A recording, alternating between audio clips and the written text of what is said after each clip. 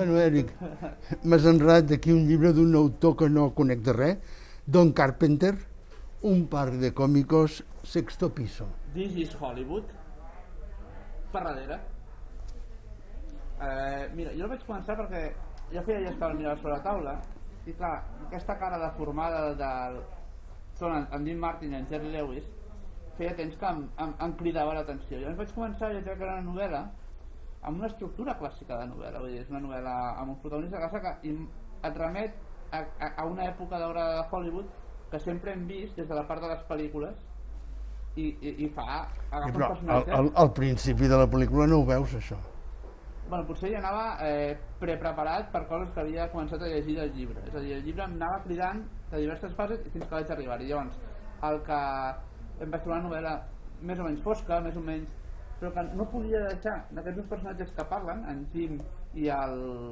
No recordo com Ah! El nom! Com es diu l'altre? No me'n recordo, home, no em comprometis. És igual, dos protagonistes. Per mi són el Dean Martin i el Jerry Lewis. Sí. Sí. I el que parla és el Jerry Lewis. I tu t'has agafat aquesta proposta meva i... Llavors, d'entrada, em va agradar perquè el llibre està escrit amb una prosa molt clara, molt senzilla, com a mi m'agrada, sense floritures, i explica la vida anodina de dos còmics que sí, que es guanyen la vida, però... Que tenen les seves pel·lícules a Hollywood, en aquest Hollywood... Sí, però això no t'ho diu, fan unes pel·lícules, fan pel·lícules, però semblen uns qualsevols. I sí, és com si estiguessin sempre avorrits. Sí. Cansats d'una vida... Bueno, és que porten una vida anodina. És un altre llibre, que ja vam parlar, i pensava, d'entrada mig llibres són vides anodines. Aquests senyors fan la seva feina, quan es fan la feina fan unes altres coses. I quan no, sí, es droguen, sí, busquen dones, tenen relacions o no, tampoc no passa res, això... Sí, és una vida... I el llibre, en aquest sentit, potser d'entrada em va cansar. Però el que passa que flueix, el llibre flueix, i vas esperant, i llavors de sobte el llibre fa un canvi, que és quan ja són a Hollywood perquè n'han de fer una de pel·lícula, llavors te n'adones que t'explicarà Hollywood.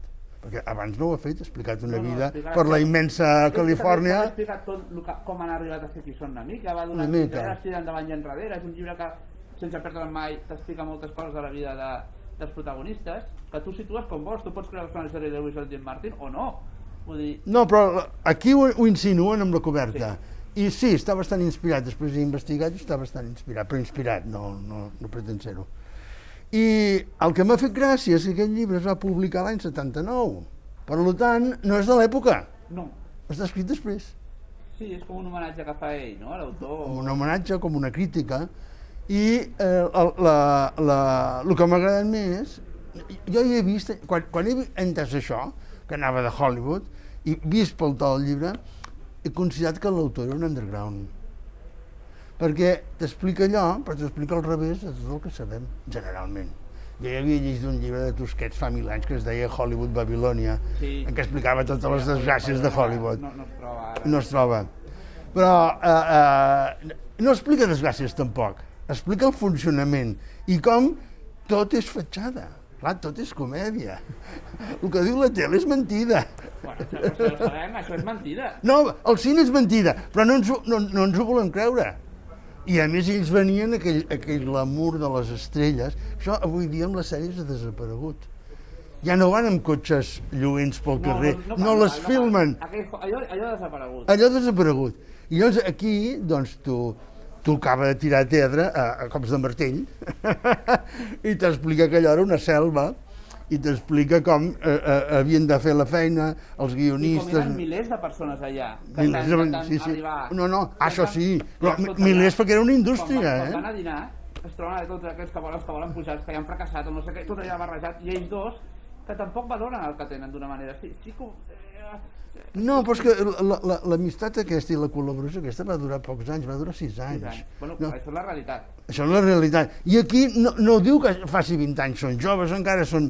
Sí, deuen tenir uns 30 tants. No són dos vells, no, són joves. És un llibre que flueix, que explica una història que podem conèixer perquè si busques en Dean Martin i el Jerry Lewis els pots trobar, un autor underground. Sí, i no, el que m'ha agradat és que és viu, que és real, sap inventar la realitat, potser també és mentida, però ens enganya i ens ensenya una visió de Hollywood. per tant us recomanem Don Carpenter un par de cómicos.